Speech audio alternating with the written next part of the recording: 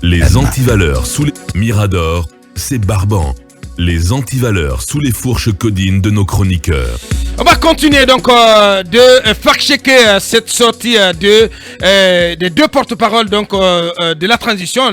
J'ai envie de dire le porte-parole de la présidence de la République, le colonel Amara Camara, et celui du gouvernement, M. Ousmane Gawal Diallo, donc qui était face à la presse hier. Je disais donc bien des choses ont été dites à l'occasion de cette conférence de presse. On s'intéressera plus tard, un peu plus tard, à la question du retour à l'ordre constitutionnel, mais aussi donc celle relative à la durée de 36 mois, donc à celle relative au chronogramme.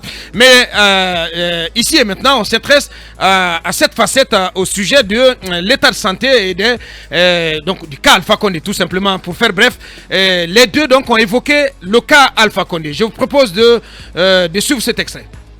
Alpha Condé a été une première fois admis pour des soins médicaux où il a subi des interventions. Ça veut dire que sa santé n'était pas trop bonne.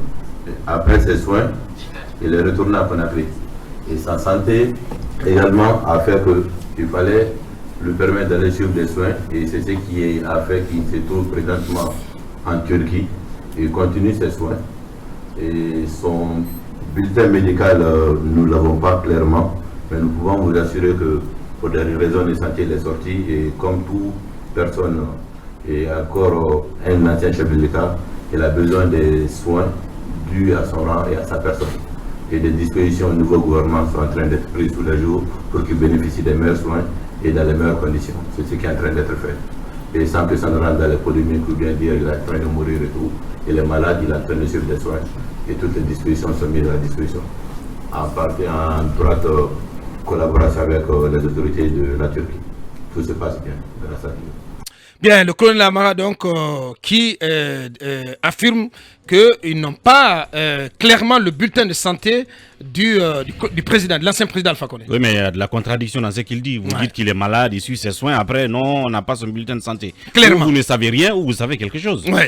Et après, moi, j'ai des sources qui me disent que le colonel Mamadi Doumbouya a un rapport sur la situation de santé d'Alpha Condé tous les jours. C'est-à-dire que tous les jours, on lui fait un rapport. Est-ce qu'il a couru aujourd'hui sur la plage? Est-ce qu'il se porte bien? Ou est-ce qu'il est hospitalisé? Donc, quand vous venez devant l'opinion pour dire nous n'avons pas le bulletin de santé d'Alpha Condé, nous n'avons pas clairement le bulletin de santé. Alors que c'est vous qui l'avez envoyé en Turquie et que vous êtes en rapport avec les autorités turques sur son état de santé, parce que quand il ira assez bien, vous aurez le droit de demander à ce qu'il revienne au pays pour faire face justement aux questions de justice. Donc, je ne comprends pas pourquoi vous êtes désintéressé à la santé d'Alpha Condé, alors que vous l'avez flou là-dessus. Alors que vous l'avez dans le viseur de la justice. Là, il y a vraiment de l'incompréhension, même de la confusion. Bien. Vous savez ce que nous savons en tout cas, et nous l'avons dit depuis quelques jours, c'est que récemment il a été hospitalisé et nous souhaitons évidemment qu'il se rétablisse.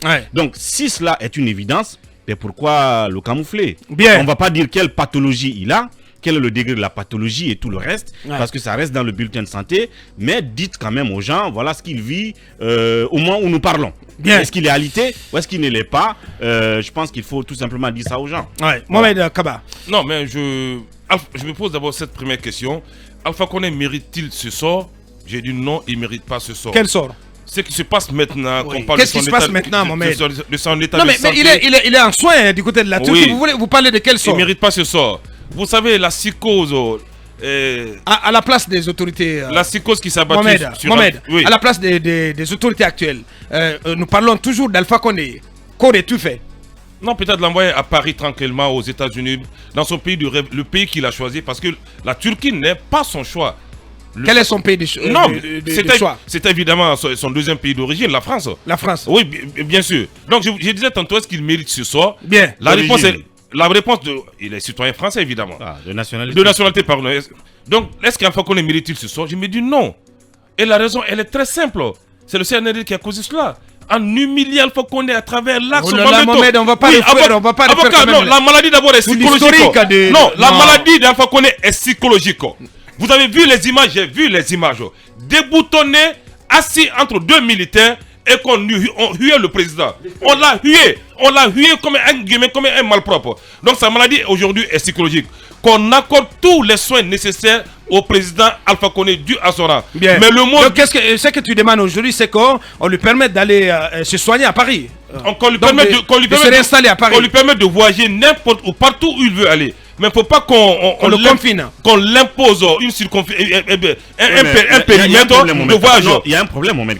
Tu penses qu'il est confiné? Non, il est confiné. Il n'est pas libre. À Istanbul. Moi, j'ai une question. Qu'est-ce qui vous dit forcément que la France ait le choix assumé d'Alpha Condé et que ce n'est pas la Turquie? Parce que, vous l'avez dit, il a une nationalité française. Évidemment, il est sujet de droit en France, tout comme en Guinée. Ouais. Donc, vous pensez qu'il n'est pas aussi intelligent pour ne pas éviter d'aller en France une fois qu'il aura recouvré sa santé, et que c'est possible que pour des situations de corruption, de je sais pas ceci ou cela, de crimes de sang, pour lesquels la France peut bien poursuivre un citoyen ressortissant. Non, ça passe pas. Qu'Alpha redoute cela, je pose des questions. Des questions. Que la France était son premier choix, au-delà en dehors de la Turquie et peut-être même du Congo ou je ne sais de l'Arabie Saoudite ou des pays du Golfe. Moi, j'ai des doutes là-dessus. Oui, voilà. Évidemment, je vais terminer rapidement. Bien. Évidemment qu'il serait mieux en place. Mais vous savez, l'expression crime de sang a été inventée par le FNDC. Ça n'existe pas dans un dictionnaire. Nous, dans un dictionnaire, nous, dans un lexique juridique. Il n'y a pas eu de crime en Guinée. On s'est assis quelque part, on dit crime de sang. Et aujourd'hui, on ne parle plus de ces crimes de sang. Moi, je veux seulement dire aux autorités du CNRD, Alpha Condé ne mérite pas le sort qu'il est en train de subir en ce moment. Abaka, il a encore ses militants, il a encore ses sympathisants. Bien. Alpha Condé est encore dans le cœur de certains Guinéens. Bien. Donc on le traite avec décence, mais qu'on minimise, on n'a pas son bulletin de santé. Après, lorsqu'on est prêt, on n'est pas content, on dit non, il faut le ramener comme la première fois. C'est comme Alpha Condé est devenu un trophée de guerre. Si on est prêt, on le ramène. Si on est prêt, on le met dans l'avion. Bien. Il n'a pas besoin d'être humilié. Il Davantage. a tout fait pour ce pays. Il a ce pays dans son cœur. Son seul péché, c'était quoi? D'aucuns ont prétexté que c'était une histoire du troisième mandat. Ouais. Mais est-ce que c'est à cause du troisième mandat ils ont fait le coup d'état? Je me dis non. Merci Mohamed. Allez-y, Lincoln. Sur le cas Alpha Condé. Prompt établissement au président Alpha Condé et longue vie à lui. Vous savez, la mort ou la maladie, c'était tous les conflits. Ouais. On avait beaucoup de choses contre le président Alpha, mais c'est un vieux, c'est un père de famille. Ouais. Aujourd'hui, il n'est pas aux affaires. Il est malade. On est empathique vis-à-vis de lui. Très bien. Dans prompt établissement Alpha Condé. Ouais. Je crois que la Turquie pourrait être le choix d'Alpha Condé. C'est le pays de ses amis, ça mieux en Turquie qu'en France. Ouais. Vous savez que la France est un pays de droits de l'homme. Ouais. Et être en France... La Turquie n'est pas un pays de droits de l'homme? Non, pas comme aussi la France. Bien. Très bien. Donc il est mieux de ce côté pratiquement qu'en France. Mais aujourd'hui, Abaka, c'est ce que je voulais dire par rapport à Alpha Condé. Moi, une seule question. L'objectif ou les raisons pour lesquelles Alpha a été éjecté au palais, est-ce que cela est respecté? C'est la question. Ouais. Alors, on l'a dit, on l'a suffisamment dit ici. Mais voilà, on l'a dit. Donc, on a l'impression d'être dans le même monde. Mais pire d'ailleurs. Ouais. C'est un monde pire. Voilà. C'est un monde pire. Voilà. Donc, j'ai envie de dire, on est venu, on a dit non, au toit de là, que je m'y mette. On te remplace. Voilà. Au toit de là, que je m'y mette. C'est ce qui se passe. C'est ce qui s'est passé, voilà. C'est pourquoi Ouri parle de grand remplacement. Ben voilà. Donc aujourd'hui, pour le reste, il n'y a rien à dire. Rien n'a changé. Rien n'a changé. Absolument rien. La situation, de confiscation du pouvoir. Oui, mais c'est cela. Et pour terminer, le grand remplacement, oui. Pour terminer, j'ai entendu le colonel Amara lors de la synergie dire que le cas Alpha c'est la justice, mais qu'on nous montre encore si c'est la justice qui a fait partie Alpha du côté de la Turquie. Dans la communication, ils n'ont pas fait cas de ça. Ouais. C'est le gouvernement qui a libéré Alpha Condé, pas la justice. Bien. Donc on arrête de nous enfumer avec des confusions. Merci Likon. Allez-y, Talibé, pour terminer. La première observation, je ne sais pas si c'est le montage de l'élément qui a été diffusé qui en est responsable, mais j'ai entendu le colonel Amara dire Alpha Condé. Oui. Je ne suis pas d'accord. Vous devez dire Monsieur le Président Alpha Condé, parce que vous n'appelleriez pas le colonel Mamadi Doumbouya ou colonel Mamadi Doumbouya. Cette marque de respect-là, vous le devez à l'ancien président. Oui, absolument, absolument. Ce détail-là, justement, j'y tiens. Le colonel ne peut pas appeler Alpha Condé comme nous, journalistes, nous l'appellerions. Deuxièmement, moi, je suis convaincu que cela soit dit et entendu. Oui, c'est que moi, je voudrais dire. C'est que par rapport au lieu de résidence, de choix de Alpha Condé, on a appris que lorsqu'on l'a ramené de force, il faut le dire ainsi, des Émirats Arabes Unis, le président Alpha Condé était en train de faire des démarches à l'effet de pouvoir bénéficier d'un asile du côté des Émirats Arabes Unis. Ouais. Ça veut dire que, en ce moment, en tout cas, son choix n'était pas la France. Son choix de résidence n'était pas la France. Et comme vous l'avez dit, est-ce que vous pouvez, Alpha Condé, se sentir à l'aise en France où chaque matin, au pied de sa résidence ou de son hôtel, des Guinéens viendraient manifester pour demander qu'il soit livré à la justice pour les crimes de sang qui sont reprochés à son régime. Bien évidemment, il se sentirait bien en Turquie.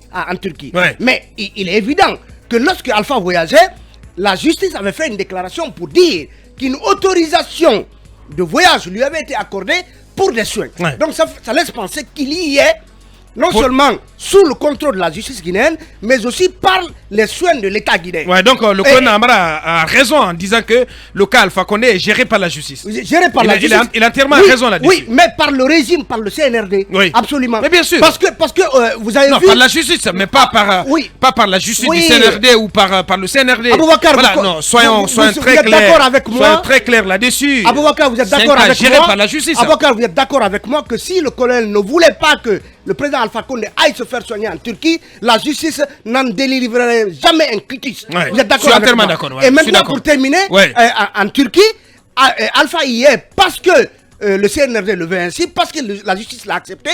Ça veut dire que Alpha Condé n'est pas libre de tout mouvement où il est en Turquie.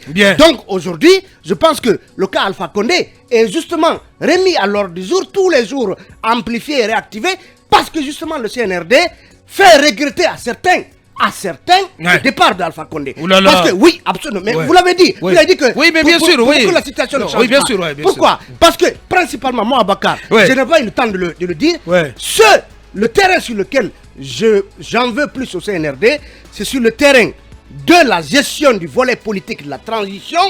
Bien évidemment, par le refus systématique de tout dialogue, par l'unilatéralisme dans la gestion de la transition. Mais ils supposeront que...